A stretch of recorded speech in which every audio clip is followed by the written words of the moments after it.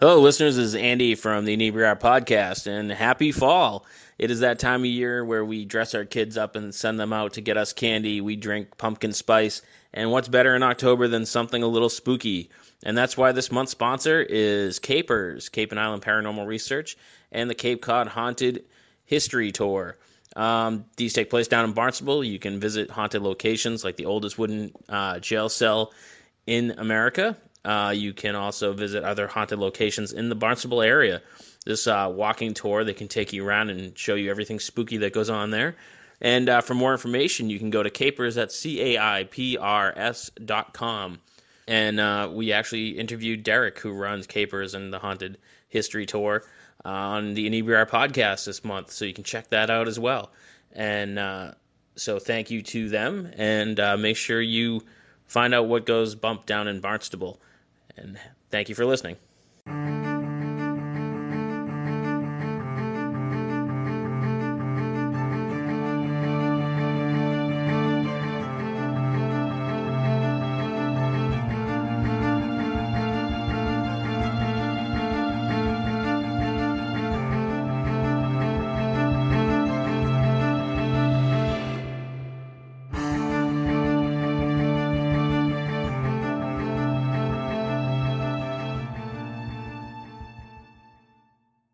All right, welcome back, Inebri-ites. This is Andy of the Inebri-art podcast, and we are here today with a couple of friends that we met at the Hop Fest, and I believe they were briefly on the episode. We were here with Patrick and Vinny of Pun Pantry, which I keep trying to remember that you guys don't just do T-shirts. You do like a whole product line of food-based pun stuff, right? Absolutely, yeah. So we take food and pop culture, and that's where we build the puns. We combine food and pop culture, and we have T-shirts, we have tote bags, we have magnets, we got greeting cards, enamel pins, baby onesies. Yeah. We got a whole slew of a little bit of everything. So how did the idea for Pun Pantry kind of kick off? And how long have you been doing it? Okay, so we've been a company for about 2 years. The idea is probably a little over 2 years that the idea came. We were at a place in Harvard Square, Cambridge, Felipe's. Best burrito you can get on the East Coast, too. I can't speak for comparing to San Diego or something like that. But, so we're at Felipe's, and the idea of chicken kebab Dylan just came up. And like that, it was like a Rolling Stone for Vinny and I. We just kept thinking of music. It started with music and food and combining those, Notorious BLT. And for like 6 hours that night, we just were roaring, laughing, having a blast. Yeah. And it faded a little bit. And then one day I was just thinking about it again a couple of weeks or a month or so later and hit up Vinny. I'm like, dude, we should take this to the world. We should try to share this. And here we are now. 2 years later, yeah. So what did you guys do before? Is this like your only gig now? Is this all you do? Or do you have like day jobs? Yeah, we still have day jobs. I actually just quit my day job and now I'm Ubering to open up some more time for this. Oh, nice.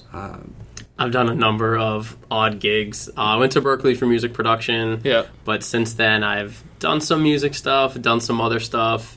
And, this is probably like our little bit more than half hustle. Yeah. Which is fun. It's not completely full-time yet, but, We're working towards that. Though. Yeah. We're positioning ourselves to make this full-time. And it seems like there's enough buzz about it that's a very possible. Yeah, we have traction enough. It's just converting the traction into, more revenue and income that we can actually. It's that tipping point. And I've been in that tipping point more than once, where it's like, I could make more money doing this, but I can't commit more. I can't commit more time until I'm making more money. And it's that weird like kind of.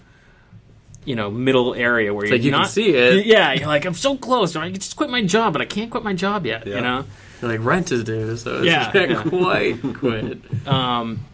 So you guys decided to do this. Did you just start with T-shirts, or did you kind of whole hog go? We're gonna do all sorts of shit. So right when we had the idea, Patrick and I don't draw or create art. So one of my good friends, Nick, we called him up. We were like, hey, we have all these funny puns. We gave him a whole list, and he drew up a few of them. And as soon as we saw the first version of Notorious BLT, we were like, yeah, this is... Was that like the first We were one? like, we need this on a shirt or something funny. Like, I was like, we need something physically with this. So we started looking online at, the easiest entry point to get merchandise made for cheap was a website called Redbubble, which literally you upload a photo and you can have a T-shirt in 1 week to your house, and it's pretty cheap and affordable. And you can they create do kind of like one or twos. And so basically, you sell them through it. So they create a storefront for Yep. you. You just give them your artwork, and I can share a link with anyone, and they could buy a shirt or a notebook or a mug. So Leggings. They have everything. they have like blankets and scarves. So we started off doing that. Around probably like close to Christmas in 2015, like the end of 2015, we saw, people buying them as gifts a little bit here and there, friends, and then slowly but surely, living in Boston, there's no shortage of, artistic events or markets or places where you can just, sell products. So we got the 4 best-selling items that were online, which were Notorious BLT, Wu-Tang Clan, Grapefruit Dead, and Frank Sriracha. So we took those 4, and we got a small batch of shirts made. Like, we went to a screen printer, we're like, hey... What's the minimum I can get? That we're kind like, of thing? we need just enough to kind of, like, do these couple markets that we booked ourselves, and that was the short investment. We're like, hey, let's get some product on hand. Started doing the markets, gaining traction, started doing social media, and, we've done... I mean, we met you at the beer festival, but, we've done... lots of different concerts. We were at Warped Tour this summer throughout some of the East Coast. We just did College Fest at Fenway Park, which was a lot of fun. Nice. So it's been fun just meeting different people and collaborating on many levels, whether it's through podcasts or we have some friends that play in bands that always want us to come by and they'll rep our shirts on stage. And oh, that's cool. So it's fun. It's been a really cool project. And to me, that's kind of like been the great part about Inebri-art is like it's fun. Like people are like, oh, you work so much. I'm like, it's not work. You get to hang out and meet cool people and hear stories, and engage, and hang. Absolutely. So it doesn't sound like work at all to me, anyways. So you had the 4 shirts and you started doing these festivals. Like, what was there like one that completely blew your mind and you sold out of stuff and you're like, this is it? Was there like one of those moments? No, I think it was more. It was. We get really high off of the one-to-one interaction because we were so much direct to consumer in the first year, 2 years, even these first 2 years, that seeing somebody's face light up when it clicks in their head what the pun is and seeing the illustration. We never really had something that tipped us to the point of saying we struck gold because we had such an influx of sales. It was always just that reward of one-to-one. I love this. Oh my God, my brother, my dad, my sister, my cousin, they love puns. Apparently people who love puns don't always go out though, because it's always my brother would love this and his birthday's next week, and then they'll call or take pictures of the product, send it to their friends, and come right back and buy it. Oh, that's cool. But yeah, I mean, like Pat said, it's people's excitement. We did. I mean, one moment that might stand out for me is we were unloading from a market in Boston one time, and our whole tent setup was down. Like, all we had left was one Notorious BLT shirt hanging from the side of our tent, and someone ran over and was like, I need 2 of those. Didn't care how much they cost. Didn't even know that we had other products. They were just like, I need 2 of those. And we're like, this is pretty cool. Yeah. Because sometimes, it's it's always different, but that was one moment where I think it was pretty cool. Have you, like, had that experience where you're, like, out getting a cup of coffee or a burger or something and you see, like, one of your shirts walk by? There's been a few occasions that we saw it. I've seen it in public. Yeah, because I feel like that would be a very surreal Our moment. friends saw someone wearing a Frank Sriracha shirt in Maine at a brand new concert, which is kind of cool. Which we're like, oh, we like that band, and someone in Maine has a shirt. Awesome. Yeah. There's been because we haven't done markets up there. So. It was actually really cool. We didn't even know we sold him one, but Jim Murray from 98.5 The Sports Hub. Yeah. He's one of the guys on there. We started getting texts blowing up, people, because they have the simulcast on TV as well. They're like, dude, he's wearing your shirt. He's wearing the BLT shirt. So that was a really cool moment, too. Which we don't know who sold it to him, because it's always us, and then we'll have like friends or family that help us out at the event. So I think it might have been someone else, but... Yeah, because I would have recognized them because, I'm pretty in deep on the sports stuff, yeah. So that was another cool moment where it's like, okay, somebody with a little celebrity status, put it out in a public forum. People, thousands of people watch their show every day. Right. And, just clips of it here and there. It wasn't like they didn't talk about it or anything. But you hope, like, maybe someone, screenshotting it. We're like, look, he's wearing it. That's cool. Yeah. So is Notorious BLT, is that, like, your biggest seller? Is that... In the beginning it was, and now Booze Clues is flying off the shelves. People are hungry for Booze Clues. So we put that out at the beginning of the summer, and we've already been to go print it 3 more times, which has been the fastest we've had to reprint. But yeah, that one, I would say, Booze Clues is but up there. ultimately, those are what the best sellers. But everything has a little bit of niche to it. Yeah. Like we always say, what's your target market? Well, basically anybody with a sense of humor. Yeah. But we've had, older people buy Frank Sriracha. Right. Because I think it's funny. Or it's even like if nostalgic. even if they're just a hot sauce fan. Yeah, like, yeah. oh, this is hot sauce. I love hot sauce. Or people said, someone's name is Frank. Disregard that it's a bottle of hot sauce. Younger kids like the Call of Fruity because they play the video game. Right. Or Cider Man because they like the superhero end of things.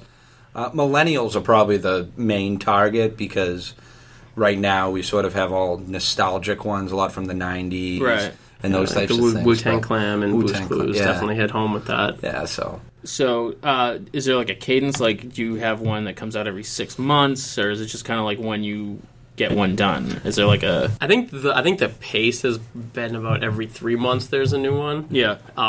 We put out Glazed Anatomy on National Donut Day, which wasn't actually planned. We didn't plan it that way. Coincidence? We had the design done ahead of time. We just didn't know. Being a small business, sometimes a tough thing is that, like, to launch a product. Yeah. We had all these T-shirts, we had all these other magnets, and we had the design for Glazed Anatomy, and we're like, financially, we have all this stuff coming up. What do we do with this design? So that was more of a digital push at first, and then we saw National Donut Day. Mm-hmm. We had companies like Dunkin' Donuts and Cane's Donuts and Krispy Kreme interact with us on Twitter that day. Nice. And so it was cool. We really took advantage of the fact that it was Donut Day. And there is a national day for everything. Yeah, like I think today's Cheeseburger Day was 2 nights ago. Yeah, and then I think today is National Pepperoni Pizza Day.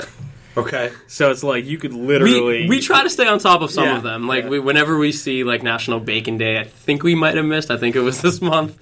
We try to catch them if we can. We're more interested, like the other day for Cheeseburger Day, we got $5 cheeseburgers at the 99. So we have the list for we were down here and they have $5 burgers at the New World Tavern. That's a little plug for our friends. Every Monday. Oh, all that's right. a score. Yeah. All right. Yeah. That's a score. But I saw that someone else had posted that about the 99. Yeah, so, I heard it on the radio when we had done something. We were scripting something for a video shoot we're doing, and then after that we're like, dude, let's go get some $5 cheeseburgers.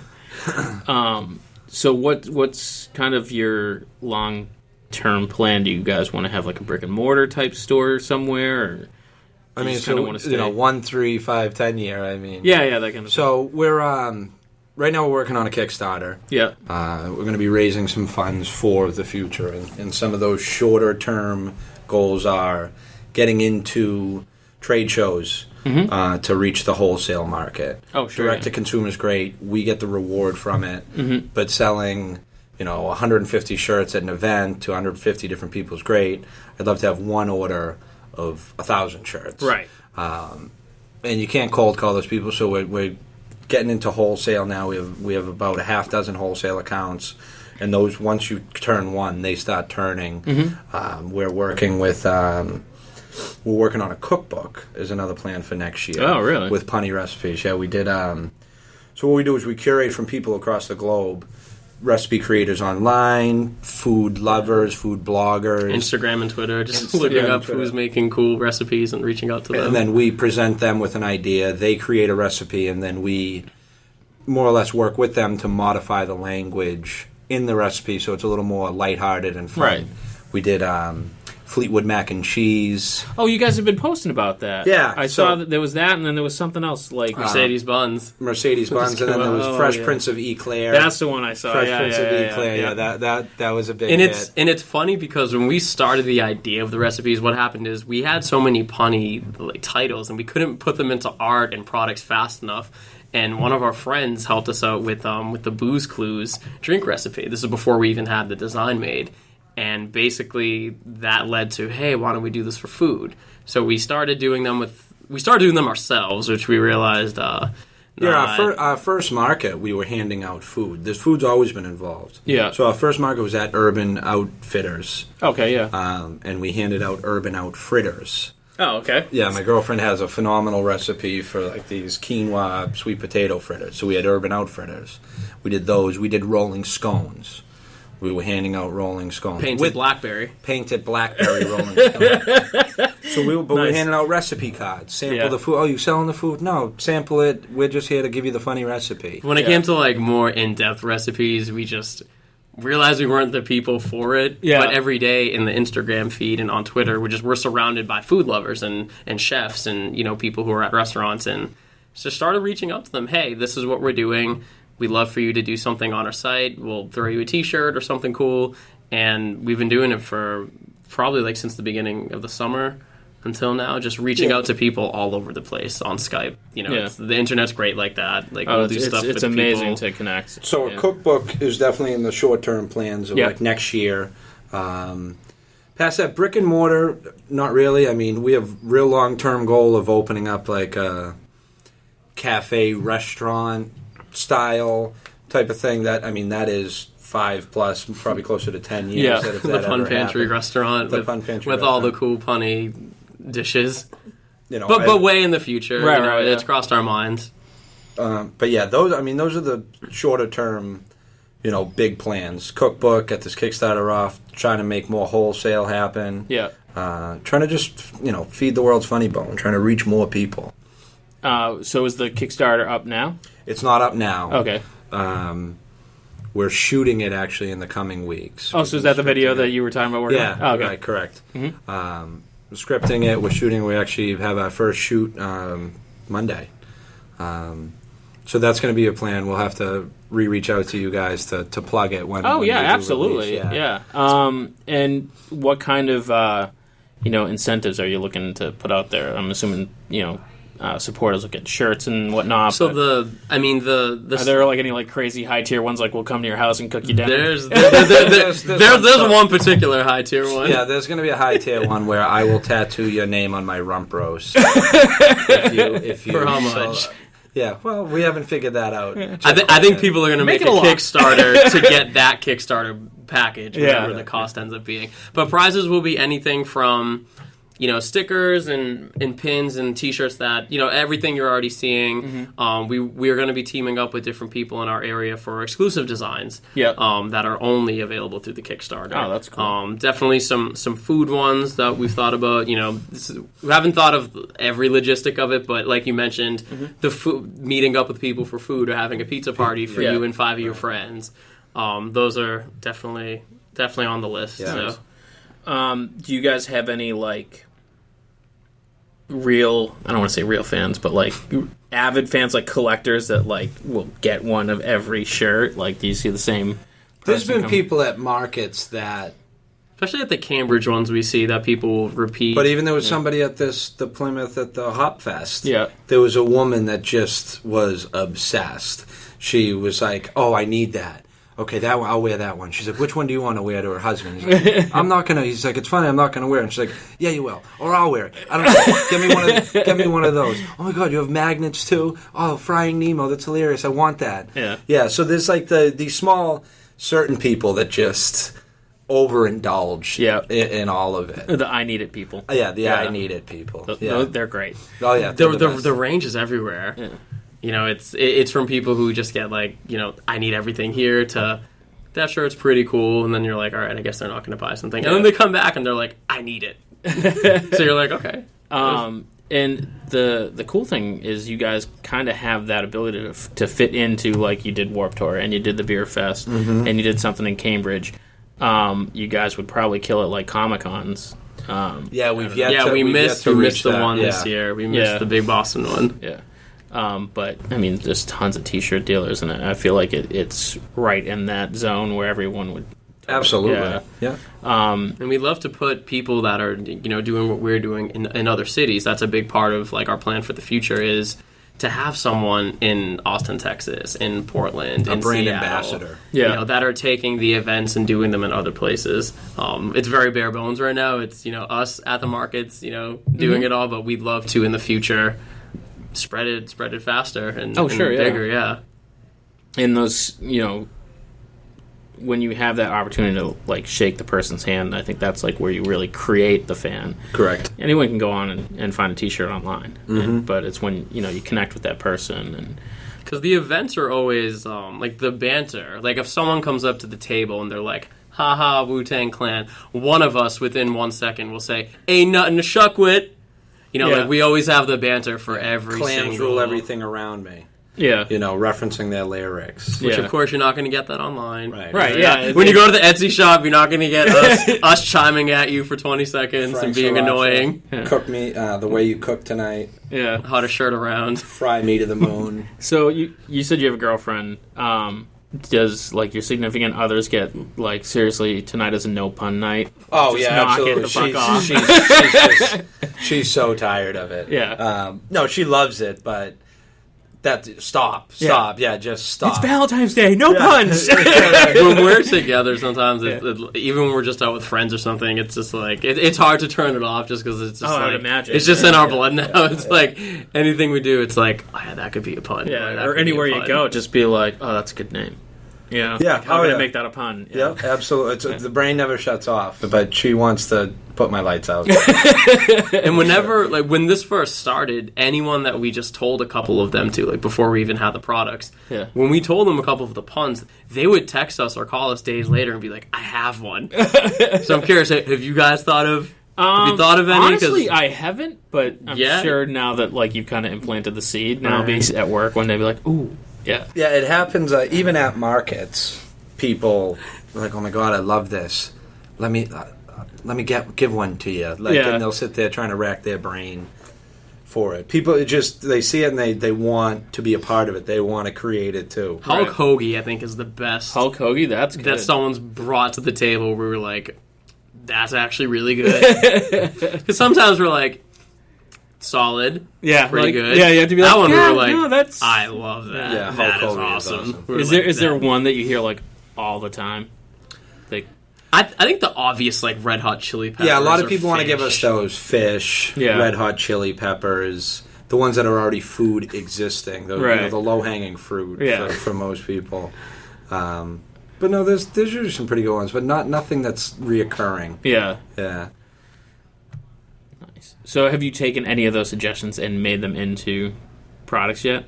Or are you like ever concerned being like, I don't want the person to, No, I mean, the puns, it's free game on the puns, I can't think if that's happened. I mean, I wouldn't say that we're pure. Like, I don't know if Glazed Anatomy came from Vinny or I or Nick. Like, I can't label who created what. I feel like after a while it just becomes a blur of like, I don't remember who came up with that. Yeah. I mean, we have a list of, like almost 750 of these puns. We just can't execute all of them in certain fashions, so. Now, do you guys try to be kind of topical? Do you ever kind of like...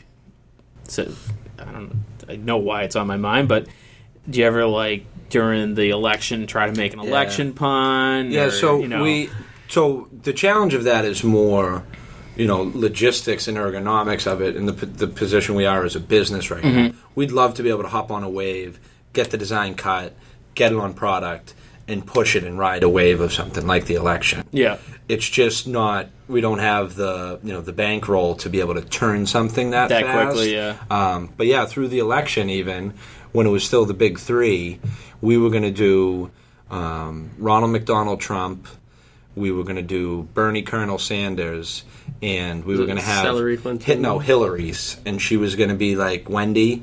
It It would just be it would be Hillary's. Oh, then so they'd all be food. free fast food. Yeah. We're going to put them on one shirt. Yeah. I think Nick got as far as a sketch, but we just couldn't turn it. Yeah. But yeah, most certainly we're through social media. We hop on a little bit more of the topical type stuff, like with the pumpkin spice craze. We have a pumpkin Kong design. And I saw that. We did like a funny meme out of that. Yeah.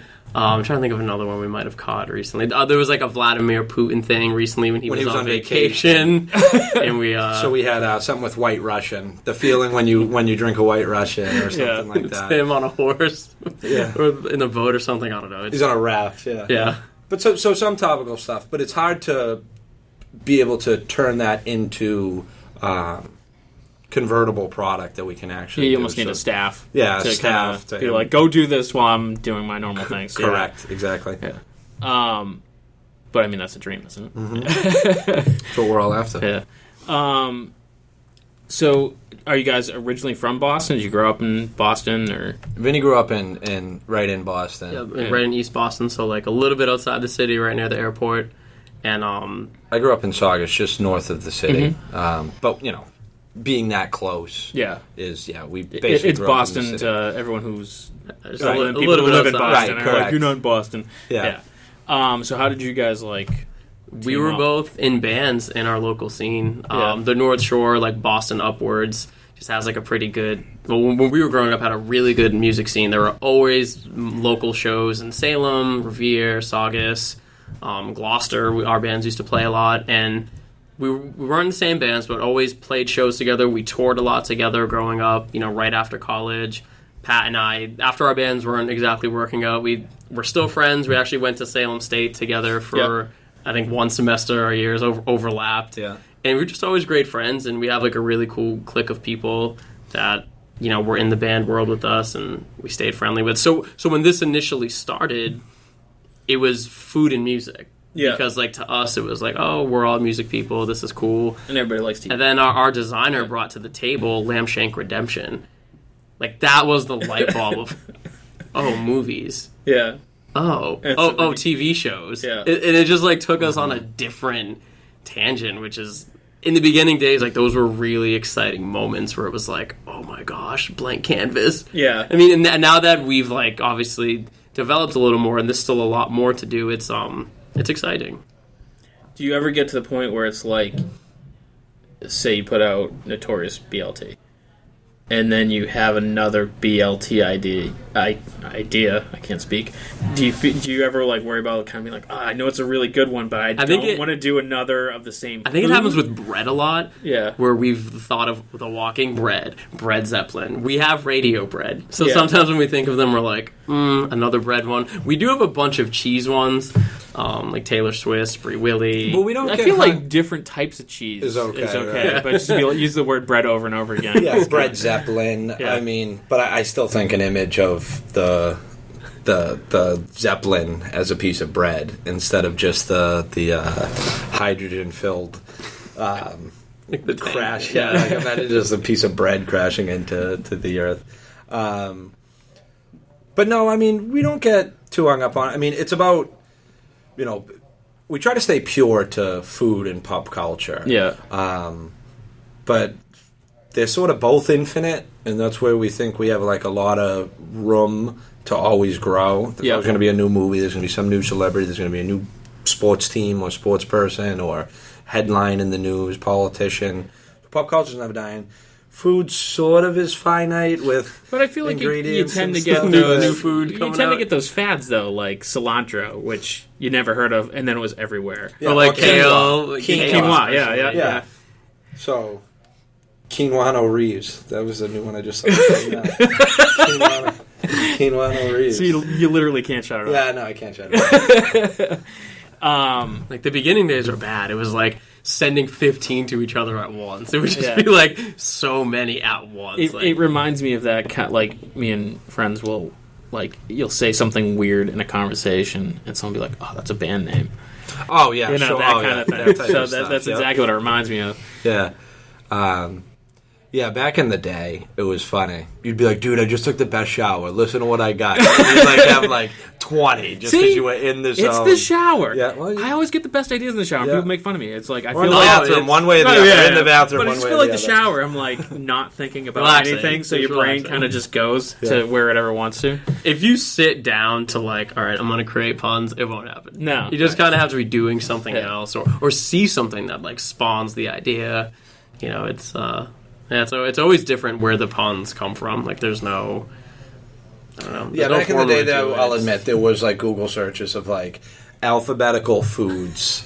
Like, and just looking through this. Like, I remember at Trader Joe's, there was one that you had. Do you like walk around the grocery store? Yeah, we at Trader Joe's one time. There was like a really crazy wave. I'm trying to remember like the one.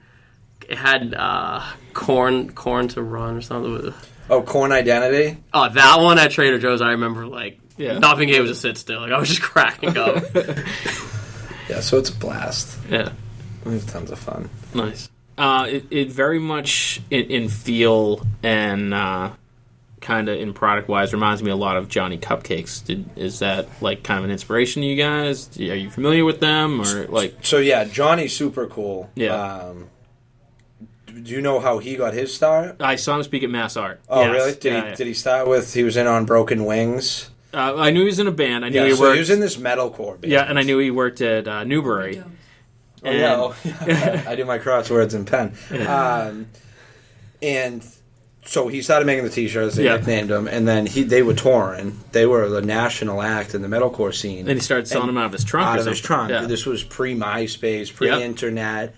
So I mean, he had these little seeds across the country, and his concept and whole thing is terrific. It's amazing.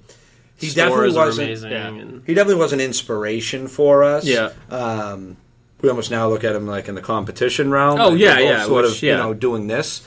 Do you know him personally? Or No. I just knew. I used to go to the metalcore shows and listen, like the music. And then when that popped up on, if you get a chance to see him speak, man, it is great. Yeah, I'm sure, because he's crushing that game. Just a hustler to the core. Yeah. With everything he does, and has a lot of great knowledge. And this summer when we were at Warped Tour.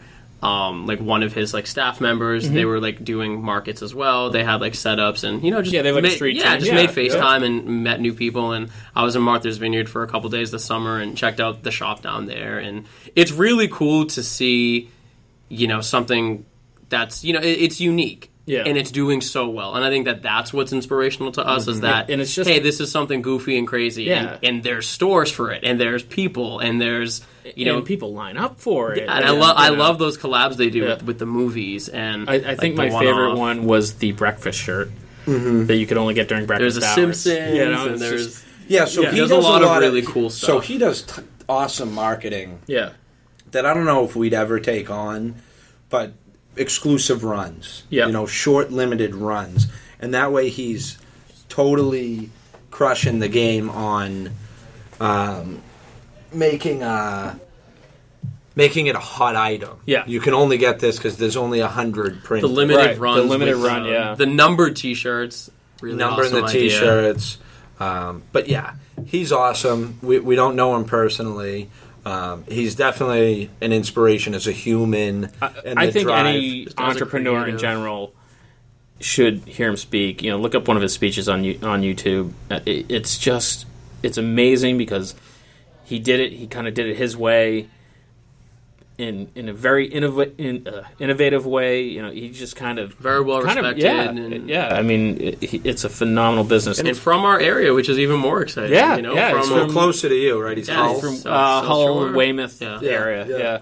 Persistence, though. It's persistence because when I was watching them play, when he was playing in the band, this is probably close to 15 years ago, and you didn't know that he was doing T-shirts then. But how do you get to his level? You stick with something for 15 years is how you get to that level. Absolutely. And if you hit a dead end or you hit a closed door, it's like finding out how to get through it or what jumping to do. the hurdle. And that's what's rad. That's what we like. Yeah. And that's I've had this conversation recently with people, and I've heard it kind of echoed in other podcasts that it's talent is important, and I hate using the word talent because I don't feel like anything's talented. Mm-hmm. I feel like you work and you learn and you build yourself, but is only a small portion. Mm-hmm. And then everything else is work. And that's why you see people who maybe aren't the greatest, but they're making it. And it's like because they are willing to put in the work. And then you see people who have all the skill in the world don't go anywhere. You can draw amazing if you don't put your mind to it and stick to it, then you go nowhere. And that's with, a lot, especially with creativity and with entrepreneurship. It's different than, if you go to school to be a doctor or a lawyer or something where it's like, there's these guguaranteed salaries. It's like you graduate and then there's a job. And like businesses like ours, it's like, okay, there's this amoeba-like world that you have to kind of like navigate, and it's just not linear. And I think that coming from like music stuff myself, it's very understanding of that, where it's there's no direct path. So you look at Johnny's path, which was the t-shirts out of the trunk, tour in the US, to eventually the brick and mortar. Mm-hmm. Looking at our path, at where we're at, it's totally different. We don't have a goal of the brick and mortar remotely right now. That's not even in the business plan. So it's just looking at everyone's path is so unique. Like, I remember growing up when I was playing in bands, like, I always used to figure out, like, how did this band get signed? Or how did this band get on this label? And it was always, you heard stories from, well, they happened to be at the right bar, shaking the right hand. Which is true, but it's their effort that got them into that right bar, Well, so what do they say is luck is when opportunity meets preparation. Yeah. That's what luck is. Yeah. If the right guy's at that bar, it's only that you were ready to give him the elevator pitch and sell him then. It didn't matter that you were there with him. And that you had to do all that work. You were doing your best at that time. And you hit it. We get inspired by all sorts of entrepreneurs. You guys know Gary Vaynerchuk? No. You should check him out because he's in the same vein sort of this. Okay. He was, his father owned a liquor store. Yeah. Where was he out of? New York or New Jersey? New Jersey. Yeah, out of Jersey. So he had the family business. He was working on, getting people through the door for that. And he started doing a wine, vlog. Yeah. He was just on a couch. One of the first, YouTube vloggers. Yeah. Yeah, back in the day and whatever. Just looking like, sort of like slobby, wasn't being pretentious with wine, just like, yeah, we like wine, like, let's talk about it, have a good time. And now he's this multi-million-dollar mogul who persisted and stuck to it. Yeah. But he's inspirational because he does inspirational talks and stuff too, and he yells at you. So you're not working hard enough. You sleep and don't sleep. Yeah, he's the guy who posts these videos every day, shows you the daily hustles. So he's, who he is and insanely successful, but is literally grinding 18 hours a day and walks you through it. He's like, it's 7 a.m., I'm at my office, here's my calendar, you can look at it, and if you see, I'm not stopping till 2 a.m. Right, yeah. And he's telling people, because people will call up and they'll do, interviews with people, and they're like, I work here, and I want to do my passion, and I don't have the time. And he's like, well, what do you do from 6 p.m. to 3 a.m.? That is literally one of my biggest pet peeves, when people are like, I don't have time. And be like, bullshit, I know what you do does for a living. Does the clock stop at 5? I mean, what? Yeah, I know you have time. That's his thing. I've even seen him be as extreme as to take people's phones, go on their Instagram, and start messaging people. Like, he went to this barber shop that was trying to market more. Yeah. He goes, I'm going to show you what to do. He went on Instagram, went to hashtag NYC haircut or something, was messaging people and was, marketing from their phone and was like, this is what you do for 8 hours a day if you want to grow your business. No one's saying it costs money. Because that's the thing, too, is he says, I understand that I basically have unlimited resources at this point, and you guys don't. Right. But, he's someone that we definitely look up to. Yeah, check him out, Gary Vaynerchuk. No, I'll have to definitely check that out. It's just because he's real, and he's posting it. He's with a phone, and he's like, hey, I'm here. Sometimes you literally need that person to say the obvious. I used to have a comic book shop back in the day, and like all small business owners, you have struggles, and there was one day I'm like, I don't know where rent's going to come from. I don't know if it's going to make it. And a buddy of mine at the time was like, well, if you don't have 100 eBay auctions by this time tomorrow, then you don't really want to make it. And I was like, fuck, you're right. Mm-hmm. You're 100% right. It's on me to make the sales, Correct. not the sales Correct. to, just wander in.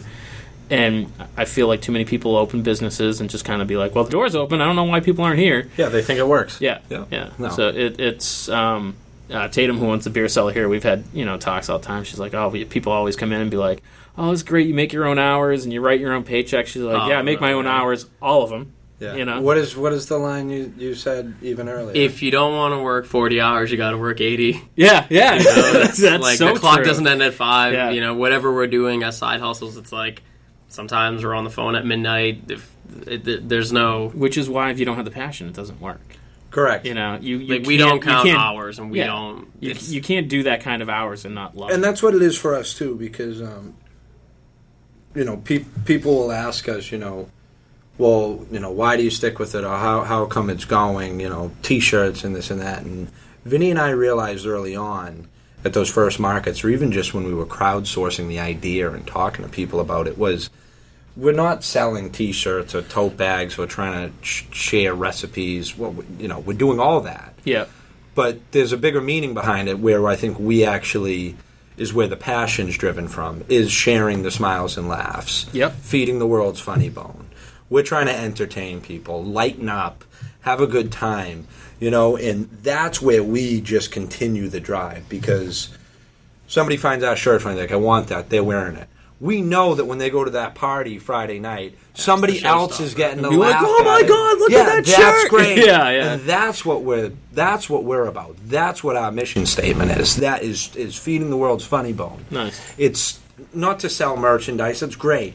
But that's a vessel for more people to laugh. Yeah. He puts it on, she's carrying the bag, boom, more people seeing it, more people are enjoying it, talking about it, engaging, having a good time with fun with food and pop culture, man. So, like, if you were going to, I always ask people, I think this has kind of become the common thread through this podcast now, 50, 60 some odd episodes. That's awesome. What would be the advice that you would give, say, someone in high school that had a vision of what kind of business, some sort of crazy business, their parents are telling them, well, go to law school and that can be your fallback or whatever, but like crazy idea, they want to start a business, what would be your advice to them? Persistence. Yeah. It's persistence. I don't think there's anything else, to tell you the truth, because another one-liner that I love is it takes 10 years to blow up overnight. Yeah. Everybody thinks, when Lady Gaga hit the scene or something, like, oh, she came out of nowhere, or this. Yeah, like, there's nothing. You don't see the ritual. You don't see the daily name routine. You just see the highs. You just see them on TV and name smiling. Any item, any brand, anything that you use or purchase in life, and tell me how long it's been around. And if you use something, or have something in your house or in your car or in your office, and you're like, oh, it's only been around 2 years, I'm sure you're lying. Like 6 or 8. At least. Yeah. At least. And that's what it is. It's persistence. If you focus on something, like Vinny said, the door closes, go through the window. There's a hurdle, get over it. If you don't stop, you're gonna have success. Yeah. And I learned that with music. We started doing this band. You gain more traction. Maybe it's a little slow at these times. We stopped doing those bands.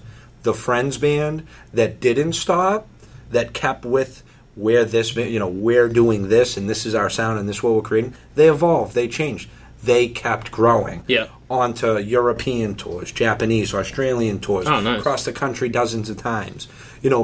It's persistence. Yep. And that's my... It's persistence and like kind of accepting that failure is more of a bad day than an all the time thing. Well, it's it's a lesson. Yeah, you suck it up and you go on and you go, okay, well, that didn't work. Let's not do that and again. Then evolve. Yeah. Persistence and evolution. Yeah. Persistence and evolution. One more thing I think for sure is being self-aware. Yeah. Which I think we've been pretty good at every day, of saying, what are the flaws? What are we doing wrong? Every day. Yeah. We don't wake up and think like, oh, everything's great, going according to plan. It's really being self-aware. What are we doing wrong? Is like for a while we used to get down on ourselves about we're not posting enough on Instagram. Like that was a silly thing that we were very self-aware about, is that we were looking at what's out in the world and we're like, we're posting every 2 weeks. That's not enough. Yeah. And we audited ourselves. We're like, hey, let's go make content. We looked at our schedules and we're like, okay, these 2 nights we're going to get content and we're going to post it. Sometimes it really is just having that moment where you're just like, I want to make a difference, and I'm the only variable here. Yeah. Because everything else is out of your control. The only factor that you can control is your time and effort. Right. You know, we can't blame anyone. You can't... Like, if you set up at a festival and it pours rain, you have no control over that. Right. Yeah, But so you showed up and you were there. Your work is all you can control. So Yeah. if you want to start a business, no matter what it is, your effort is the only thing that can be measured. You know, if you put in 3 hours, don't expect, you know, the top of... If you put in 3 hours, just go home. You know, you have to be realistic with yourself. If you're hustling heavy, you know, you should eventually get to what you're going to. Yeah. So you guys have both been in bands. Yeah. And working with partners, there's certain dynamics, you know, personalities. Like, have you guys... I mean, you guys seem to be working really well together, but you've been here 40 minutes, so, you know, that's easy. Like, have there been tough times? Are there, you know, like, how you guys handled the kind of personality clash, being like, I told you Obi-Wan Kenobi was a good idea? Like, you know... Is it like a tally board of, like, whose ideas are better? It hasn't happened for Obi. No, truthfully... I just happen to see it right over there, that's why I went with that one. I think when it comes down to it, and we've never really had talks about it, but it just seems that we keep emotion out of it. Yeah. Just sort of naturally. Which is very difficult. It is. Not a lot of people can do that. It is difficult. I mean, because we're best friends to start. And obviously the business has made us grow even closer as friends because you're spending so much time together. So, like, when things come up in personal life and stuff, we're there for each other and all that. But we're not afraid to be ferocious with each other or pull each other aside and be like, listen, you're pissing me off today. Yeah, transparency is a big thing for us. Yeah, absolutely. You know, we definitely frustrate each other or disagree on things. Yeah. But because our focus is the success and the growth of the business, it would be naive or stupid of us to get hung up on it. Right. To say that we're, you know, let's focus on yelling at each other. Especially where you see where it's going. It's almost like, do you really want to waste that time? You know, Yeah. Should we getting content or should we brainstorming? Yeah. I mean, you said something the other day, Vin. That was great. Like challenging each other. I forget how you phrased it. I forgot to get the marshmallows or something for something. You're like, yeah, I'm going to be on your ass. You better. Oh yeah, this is a funny story, but a very long time ago, I left a guitar at a venue. Okay. I left it in New Hampshire. Never saw it again. Called up the venue. Called up the promoter. That guitar's gone. Guitar, no. Ever since that moment, I had this crazy shift into like making basically checklists and notes for everything in my life. So I pretty much like micromanage anyone around me that's like whether it's my cousin and one of our other friends that helps us a lot or Pat, like I'm like, I have your checklist for you. Which I know sounds really weird and shitty. Yeah. But it comes from leaving this guitar, like it just I went from insanely forgetful sometimes and just being spacey to like we're not forgetting this. You learned and evolved. Yeah, this is so you forgot marshmallows, is that what happened? Yeah, he forgot the table though the same day. So we were both 1 for 1. But it's just this idea that he's going to be on my ass, I'm going to be on his ass. We're not. It's about getting this project moving forward all the time. Yeah, I don't care about your feelings. Don't care about mine. When we need to talk life stuff out, we do it. Yeah, but no. It's game face when it's out at the markets or it's, you know, doing our stuff and planning for the future. It's just very focused. Yeah, and it's that kind of self-aware. You know, when he calls you out for missing the table, whatever, where you're like, oh fuck. The marshmallow's equally important. Yeah, so. but how can we play Kendrick the Marshmallow Pong? But like when you can literally go, that's on me. I fucked up. I let people down. You know, that's the mature thing to do. Sure, you know? but Vinny's an ass and says, well, the table's less valuable because I brought up the marshmallows first. He's like, I mentioned it first, so actually I'm still in the power position. But I bet you the table bothered him. What was it that we forgot? Was it lookbooks or something? We forgot to bring something somewhere. Yeah. And that's what you said. I brought it out. I pointed out, because I remembered it now you're at fault. So were you like halfway there? I get a hall pass because I remember that we forgot. You don't because you blatantly forgot and you never remembered. I get points for the halfway. So the trick to business is hold each other accountable for what they fucked up. Absolutely. All day. And transparency. Yeah. I don't, for an instant, neither of us sits on, I don't like that. Yeah. And digest it and internalize it like you might with like your significant other or something. Right. No. You say it, it's discussed. It's not that I don't want to hurt his feelings. That's the dumbest pun I've ever heard. No, it's ham it out. One thing, for instance, like a very specific example is, so my cousin and I were out during the day, so we want to create 9-inch kales. We don't have it as a design, but we wanted to make a piece for it. Yeah. So my cousin and I went to Whole Foods, got a piece of kale, took a photo, sent it to Pat. This is during the day, he was working, and he was like, yeah, that's, like, really not good. I'm not trying to be a dick, but, like, that's just not good. Yeah. My cousin and I went to a Stop and Shop now, bought more kale, did it again, and he was like, that's great. But the whole thing is that he could have easily been like, yeah, I guess that works. Right. But because we love the brand and we have a pride for the brand, that half-assed post isn't going to cut. It can't exist. So, he held us accountable for thinking that was good enough. Yeah. So a moment like that was kind of... So cool. at that point... As an example. At that point, were you like, oh, he's right, it's not good enough? Or were you like... I think after seeing... Or were you like, that son of a bitch? After seeing the new one, we're like, yeah, we should have taken it aerial. I mean, these are things are not being a professional photographer or whatever. But you most certainly could walk in, even probably when we were just over in the coffee shop across the street. Take a better photo. That you could just be, the fly on the wall listening to us and be like, these two hate each other. Like just some of the ways that we're talking to each other. But we're not. There's no emotion attached between that. Yeah. All the emotion and energy is directed towards the business. And if you're doing that, then I think you're onto something. Yeah. Absolutely. Well, I feel like that's Fish and I. It's like, I talk to him poorly all the time. With a list? Unless I'm really drunk. And then I'm like, you know what, I appreciate you, man. Good job. And then he's like, you're shit-faced. And I'm like, yeah, I am. Yin and yang. Yeah, so I feel like that kind of talk almost diffuses, like if you can not take it personal, diffuses kind of that, frustration or whatever, because, I make a shot at him, he insults me back, and, and hey, Ange, what's up? Ange is on like every episode we've recorded, just about. So. Talking about insults and and then you come downstairs, shows up like metalcore and insults. Got you covered on both those ends. Favorite parts of the show. This is probably going to go up sometime in October. Do you guys have any events planned coming up? We're going to be in Salem. During October. I hear it's busy up there during October. It's pretty crazy. We'll be right on Essex Street. They do tons of vendors and cool events going on there. We'll be there the 14th, 21st, and 22nd. Yeah, so if you're in Salem, you'll do killer then. Stop by, hang out with us. We had a blast. Last year we curated this thing for we called it the Juiceable. Yeah. Instead of the Crucible. It's as ridiculous as it sounds. Yes.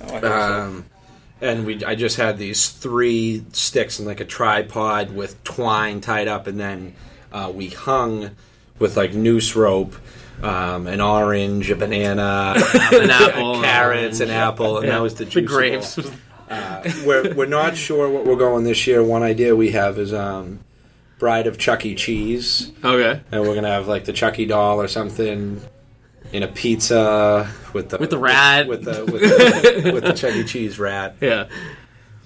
Something. Work in progress. Yeah, so this is going up in October, 14th, 21st, and 22nd, Essex Street, Salem. We'll be playing games, obviously merchandising, having a good time. Where can people find you online? Best place is punpantry.com, and then all of the socials, just at Pun Pantry, Twitter, Instagram, Facebook, even Pinterest. And as a thank you to you guys and all the listeners, if you go to our Etsy shop, which is right through our website, just at punpantry.com, if you go to Etsy, you can use the code Hammy Adams. Hammy Adams? Hammy Adams, Hammy Adams, for 30% off. So stop by if you're interested in any merch, all free shipping. Nice. And get some cool stuff going for you. Awesome. So I think that's about it. I'm going to close with one story that I just want to tell you guys. Sure. It was a Johnny Cupcake incident. So during his talk, he talks about meeting the fans and how excited people get about the brand. And he was talking about how he's waiting to fly out of Logan for something. And he met the first person he ever met with a Johnny Cupcake tattoo. He took the kid's picture and how cool that was. And for some reason, we were talking about Johnny Cupcake at one of our paint events. And the kid's like, yeah, I got a tattoo. I met him at Logan Airport. I'm like, you're in his fucking thing. And he's like, what are you talking about? I'm like, I saw Mass Art. And he, like, talked about you. And the kid was, like, on cloud nine. It was, like, absolutely ecstatic. Awesome. It was the coolest thing. So hopefully you guys... moment, I mean, hopefully you guys will have some...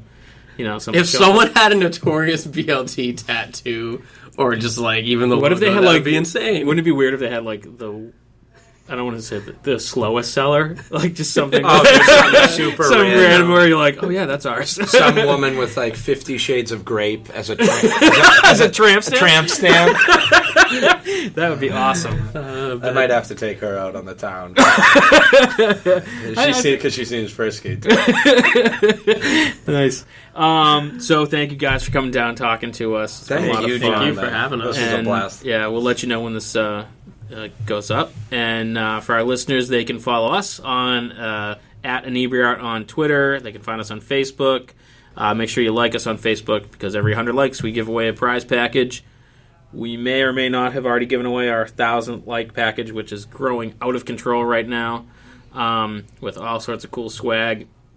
And you can always see us the first Monday of every month for Life Drawing at the New World Tavern here on Main Street in Plymouth.